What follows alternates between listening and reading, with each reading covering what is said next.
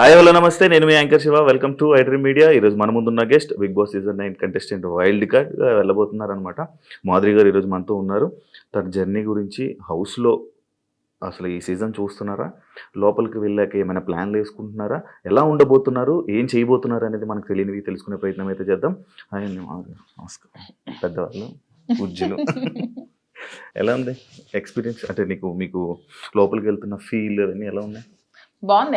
Excitement తో ఉన్నా నేను కూడా. మీకు బాగా ఇంట్రెస్ట్ కదా బిగ్ బాస్ కి వెళ్ళాలి, ఇంట్రెస్ట్ ఫేమ్ అన్ని బాగా ఇంట్రెస్ట్. ఫేమ్ నాకు ఇప్పుడు వచ్చిన ఫేమ్ చాలు. ఫేమ్ కోసం అనేయని కాదు కానీ ఇంట్రెస్ట్.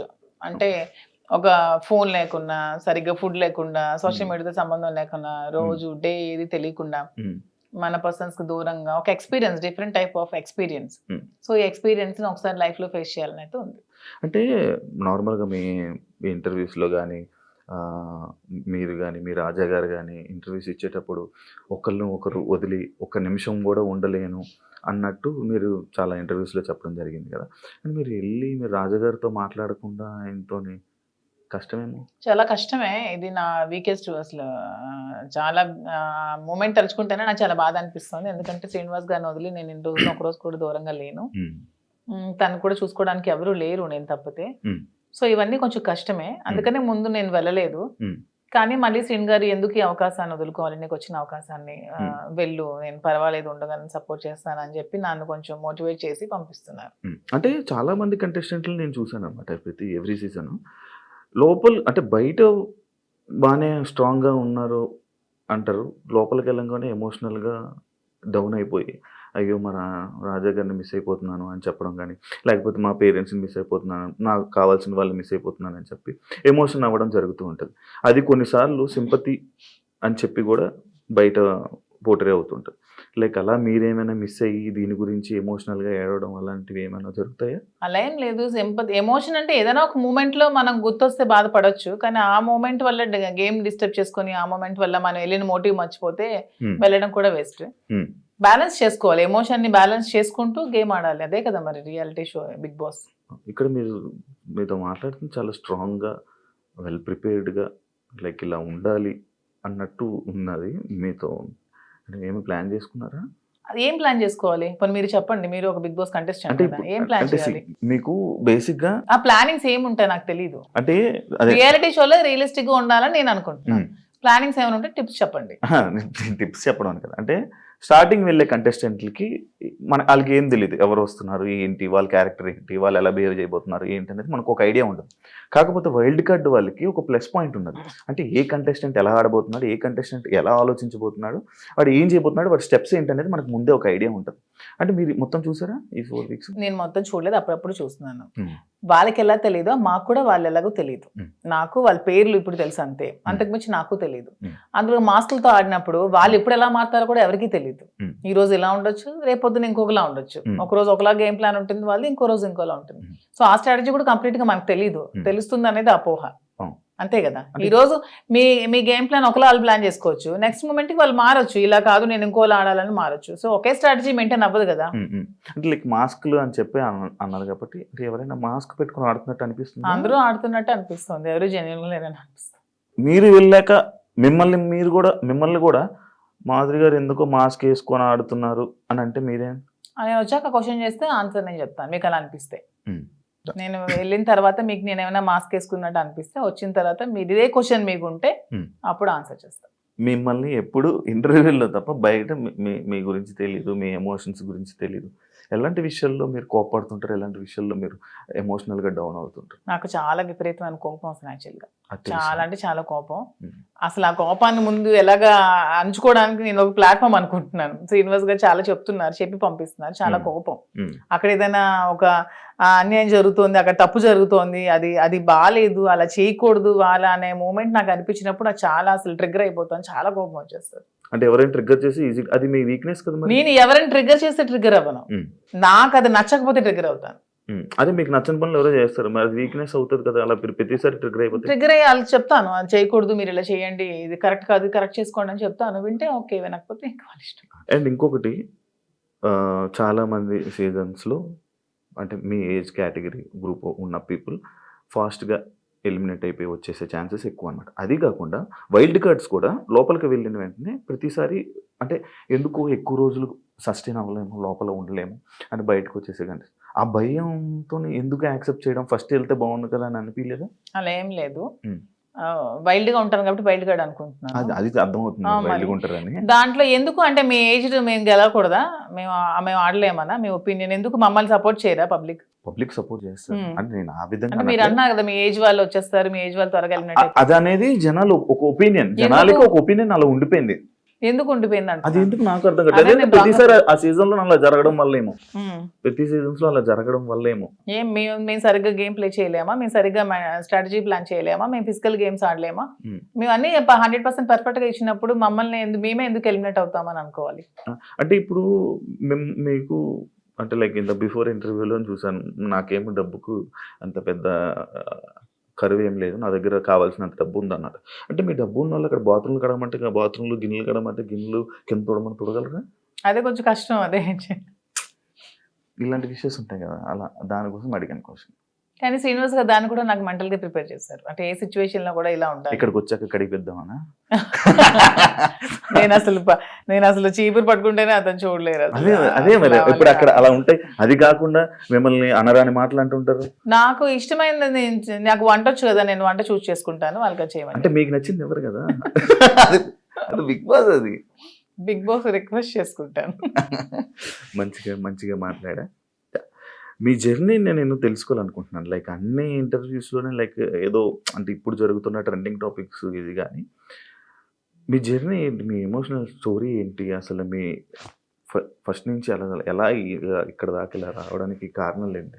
నా జర్నీ కావాలంటే మీరు యూట్యూబ్లో ఓపెన్ చేస్తే మొత్తం జర్నీ వచ్చేస్తుంది. అది మ్యాటర్ చూసుకోండి. తర్వాత నా జర్నీ తెలియని ఆంధ్ర కానీ తెలంగాణ కానీ ప్రజలు ఎవరూ లేరు, అందరికీ తెలుసు. ఓకే, చిన్నప్పటి నుంచి నాకు బాగా స్పోర్టివ్ స్పిరిట్ ఎక్కువ, నాకు మంచి లీడర్షిప్ క్వాలిటీస్ చిన్నప్పటి నుంచే, కాలేజ్ డేస్ నుంచే మంచిగా లీడర్షిప్ క్వాలిటీస్ ఉండేదాన్ని, లీడర్షిప్ క్వాలిటీస్ మెయింటైన్ చేసేదాన్ని. ఆ క్వాలిటీస్ తో ఉన్న నన్ను మా నాన్నగారు కొంచెం ఆర్థోడాక్స్ కాబట్టి నాకు 19 years కే మ్యారేజ్ చేశారు. ఇంటర్మీడియట్ లో మ్యారేజ్ అయింది, సెకండ్ ఇయర్ లో. మ్యారేజ్ అయ్యాక కూడా నేను కొద్ది రోజులు ఫారెన్ వెళ్ళి షిప్ లో ఉండి, నాకు ఇండియా అంటే అభిమానం కాబట్టి ఇండియాలోనే ఉండాలని డిసైడ్ అయిపోయి నేను ఇండియాకే వచ్చేసి మళ్ళీ స్టడీస్ కంప్లీట్ చేసి నా డిగ్రీ కంప్లీట్ చేశాను. కంప్లీట్ చేసి అప్పటికే మా ఇద్దరికి కంపాటబిలిటీ సరిగ్గా లేనందువల్ల నేను ఇంకా నాకంటూ ఒక ఇండిపెండెంట్గా బతకాలని నిర్ణయించుకొని పెట్రోల్ బంక్స్ అవి స్టార్ట్ చేశాను, రియల్ ఎస్టేట్ చేశాను, కన్స్ట్రక్షన్ చేశాను. సో ఆ ఫీల్డ్లో ఉండేదాన్ని. ఇంకా కొంచెం మైండ్ డీవియేషన్కి డాన్స్ క్లాసెస్ ఫ్రీగా చెప్పాను. ఫ్రీగా చాలా మందికి, వేల మంది పిల్లలకి, విద్యార్థులకి ఫ్రీగా డాన్స్ నేర్పించాను, భరతనాట్యం, లేడీస్కి కోలాటం డాన్స్ అవి నేర్పించాను. చాలా సోషల్ యాక్టివిటీస్ చేశాను. ఇవన్నీ యాక్టివిటీస్ చూసి గమనించి నన్ను పాలిటిక్స్లోకి ఇన్వైట్ చేశారు. ఇన్వైట్ చేశాక పాలిటిక్స్లో కూడా చాలా యాక్టివ్గా పార్టిసిపేట్ చేశాను. బాగా తిరిగేదాన్ని, బాగా ప్రజలతో ఇంకా కొంచెం మమేకమై తిరిగినప్పుడు నాకు వస్తున్న ఫేమ్ని, నా పడుగుతున్న గ్రాఫ్ని తట్టుకోలేక నా పార్టీలో ఉన్న చాలా మంది నన్ను తొక్కాలని చూశారు. ఆ సిచ్యువేషన్లోనే చాలా నన్ను బ్యాట్ చేయాలని ట్రై చేశారు. ట్రై చేసినప్పుడు నా పరిస్థితులు కూడా బాగాలేనందువల్ల, నేను దూరంగా ఉండడం వల్ల, శ్రీనివాస్ గారు కూడా ఇదే సిచ్యువేషన్లో దూరంగా ఉండడం వల్ల మా ఇద్దరం ఒకటై పెళ్లి చేసుకుందాం, తర్వాత లైఫ్ లీడ్ చేస్తాం, తర్వాత బిజినెస్ పెట్టాం, చాలా మందికి జాబ్స్ ఇస్తున్నాం, చాలా మందికి ఫుడ్ పెడుతున్నాం, లైఫ్ లీడ్ చేస్తాం. ఇది నా స్టోరీ. ఇంత ఫాస్ట్ ఎందుకంటే స్లో చెప్పండి. మరి ఇంకా 1000 మందికి ఉద్యోగాలు ఇవ్వాలని నా కళ, త్వరలో నెరవేర్చాలని భగవంతుని కోరుకుంటున్నాను. హైదరాబాద్ లో ఇంకొన్ని బ్రాంచ్లు పెడుతున్నాను, వైజాగ్ లో నా బ్రాంచ్ స్టార్ట్ చేస్తున్నాము. సో ఇలా ఇంకొంచెం ముందుకు వెళ్తూ ఇంకొంతమందికి ఉపాధి కల్పిస్తూ లైఫ్ లీడ్ చేయాలనేది నా కోరిక. మీ జర్నీకి బిగ్ బాస్ జర్నీకి సంబంధం ఏంటి?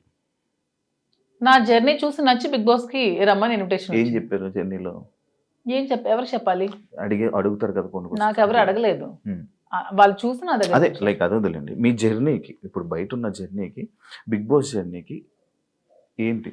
బిగ్ బాస్ జర్నీ చేసాక తెలుస్తుంది బయట ఉన్న జర్నీకి. ఇంకా జర్నీ చేయలేదు, చూసారు కదా, వెళ్తున్నాను కదా. మరి నేను జర్నీ చేస్తుంది, మీరు వెళ్తారు, మీరు గోవా వెళ్ళి వచ్చారు బాబు, మీ గోవాలో ఎలా ఉంటుందో తెలుస్తుంది. నేను ఇంకా వెళ్ళలేదు కదా, నేను జర్నీ చేసి వచ్చాక అప్పుడు చెప్తాను. డిఫరెంట్ కదా. ఇప్పుడు మీ పొలిటికల్ బ్యాక్గ్రౌండ్ అంటే బయట ఉన్నదానికి డిఫరెంట్, అంటే బిగ్ బాస్ లో ఉన్న కంటెస్టెంట్ ఆ గేమ్ అంతా డిఫరెంట్. అదే శివ గారు, అక్కడికి వెళ్ళి ఎక్స్పీరియన్స్ చేసి వచ్చిన తర్వాత అప్పుడు మళ్ళీ మనం ఇంటర్వ్యూ చేసుకున్నప్పుడు నా పొలిటికల్ లైఫ్ ఇది, నా బిగ్ బాస్ లైఫ్ ఇది అని చెప్పడానికి ఉంటుంది. ఇంకా నేను ఎక్స్పీరియన్స్ చేయలేదు. లేడీస్ అనగానే లైక్ గొడవలు ఎక్కువ. ఎందుకు గొడవలు ఎక్కువ? లేడీస్ అంటే మీకు ఎలా కనిపిస్తున్నావు? మేము గొడవలు ఎక్కువ మీకు లేడీస్ అంటే గొడవలే కనిపిస్తుంది. మా వల్లే మీ లైఫ్ స్టార్ట్ అయిందని, మా వల్లే అసలు ఈ సృష్టి మొదలైందని, మేమే పెద్ద శక్తి అని, అసలు మహిళ లేకపోతే అసలు ఈ సృష్టి లేదని, ఇవన్నీ మీకు అనిపించవా? లేడీస్ అంటే గొడవలు అని ఎందుకు మీరు నెగిటివ్ గా చెప్తారు? లోపల మీ వల్ల గొడవలు అవ్వలేదా? మీరు ఎప్పుడు మీ ఫ్రెండ్స్ తో గొడవలు లేవా? మీరు ఎప్పుడు గొడవలు పడి మందు తాగుతూ బీర్ బాటిల్ కొట్టుకోలేదా? లోపల ఎవరికి శక్తి? మహిళ శక్తి. అలాగా అంటే మీ అబ్బాయిలకి మేమే శక్తి అది అని లోపల ఎవరికైనా శక్తిగా ఉండాలనుకుంటున్నారా? ఎవరికి ఉండాలనుకోవట్లే, మాకు మేముగానే శక్తిగా ఎదగాలనుకుంటున్నాం. ఇప్పుడు మీరు ఆల్రెడీ సీజన్ చూసారు, మీకు ఎవరు నచ్చారు అంటే? అందరూ బాగానే ఆడుతున్నారు. ఎవరితో ఉండాలనుకుంటున్నారు? నేను ఎవరితో ఉండాలనుకోవట్లేదు, గేమ్ ఎవరితో ఉండడానికి వెళ్ళట్లేదు, మనం ఆడడానికి వెళ్తున్నాం. బయట అందరూ అలాగే అన్నారు, లోపలికి వెళ్ళాక ఎవరితో అలా ఎందుకు లేదు? ఇప్పుడు రిలేషన్షిప్ బిల్డప్ అయింది, బాగా బాగా రిలేషన్ లో ఉన్నాము, కప్పు నీకు కావాలా ఫ్రెండ్ కావాలని నాగార్జున గారు అడుగుతారు, నేను ఇస్తానా? ఇవ్వను కదా, నాకే కావాలంటాను. దానికి ఎందుకు మన రిలేషన్షిప్ మెయింటైన్ చేసి బాధపడి, రిలేషన్స్ మెయింటైన్ చేసి నామినేట్ చేయడానికి కూడా బాధపడాలి? చేయకూడదు, అసలు చేయలేము. నేనైతే చేయలేను. మిమ్మల్ని నామినేట్ చేస్తే చేయనియండి, నేను అవుతా రిలేషన్స్ చేయనియండి, జనాలు ఆదరిస్తారు. ఆదరించకపోతే వచ్చేస్తాను. నన్ను హౌస్ లో ఉండకూడదు, మాదిరి బయటే ఉండాలి అని అనుకుంటే ఓకే, వచ్చేస్తాను 1 week కే. యాక్సెప్ట్ చెయ్యాలి, అదే కదా లైఫ్. అంతే. నేను ఇంకోటి, ఇది పర్సనల్ క్వశ్చన్ అనుకోవచ్చు, లేకపోతే ఏదైనా అనుకోవచ్చు. లైక్ బిగ్ బాస్ కొన్ని సీజన్లకు వెళ్ళి, అంటే లైక్ ఒక రిలేషన్లో ఉన్న పర్సన్స్ లోపలికి వెళ్ళాక బయటకు వచ్చాక విడిపోవడం అలాంటివన్నీ జరుగుతుంటాయి. అవును, వాళ్ళు సరిగ్గా లేకపోతే అదే జరుగుతుంది, తప్పే ఉంది. ఏదో మనం బయట ఇలా ఉంటే బోట్లు పడతాయి, ఇలా ఉంటే జనాలు ఆదరిస్తా అనేది చాలా తప్పు. మనం మనలాగే ఉండాలి. ఆబ్వియస్లీ కంపాటబిలిటీ కుదరకపోతే వాళ్ళు రాంగ్ గా ఉంటే విడిపోవచ్చు, తప్పే ఉంది. రివ్యూస్ చూస్తుంటారా బయట? లేదు, నేను చూడను.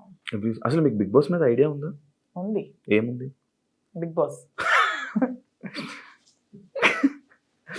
మీకు బిగ్ బాస్ అంటే ఏమనుకుంటున్నారు?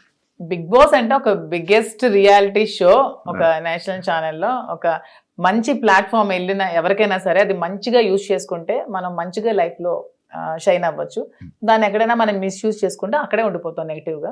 సో యూజ్ చేసుకునే విధానం బట్టి ఉంటుంది. ఒక మంచి ప్లాట్ఫామ్ వాళ్ళు కలిగించినప్పుడు మనం మంచిగా ఆడి మంచిగా జనాల ఆదరణ సంపాదించుకొని బయటకు వచ్చా కూడా దాన్ని మంచిగా యూజ్ చేసుకొని మనం ఇంకొంచెం స్థానానికి ఎదగొచ్చు అని నేనైతే అనుకుంటున్నాను. మంచిగా ఆడడం అంటే మనం జెన్యున్ గా ఉండాలి. మీరు అన్నట్టు అవేవి కాకుండా జెన్యున్ గా ఉండాలి. మీరు జెన్యున్ అనుకుంటారు కానీ బయట అలా అందరూ అనుకోరు కదా. అనుకుంటే ఆదరిస్తారు, అనుకోకపోతే 1 week లోనే పంపిస్తారు. బయట ఒకవేళ మీకు నెగిటివ్ అయినా యాక్సెప్ట్ చేస్తారా? నెగిటివిటీని నేను ఎక్స్ప్లెయిన్ చేసుకోగలను, ఏదైనా మా రిలేషన్షిప్ ఎలా ఎక్స్ప్లెయిన్ చేసుకొని చెప్పాను అది కూడా ఎక్స్ప్లెయిన్ చేసుకుంటాను. మీ జర్నీ గురించి, మీ గురించి ఏమైనా ఆడియన్స్ చెప్పాలనుకుంటున్నారా వెళ్ళే ముందు?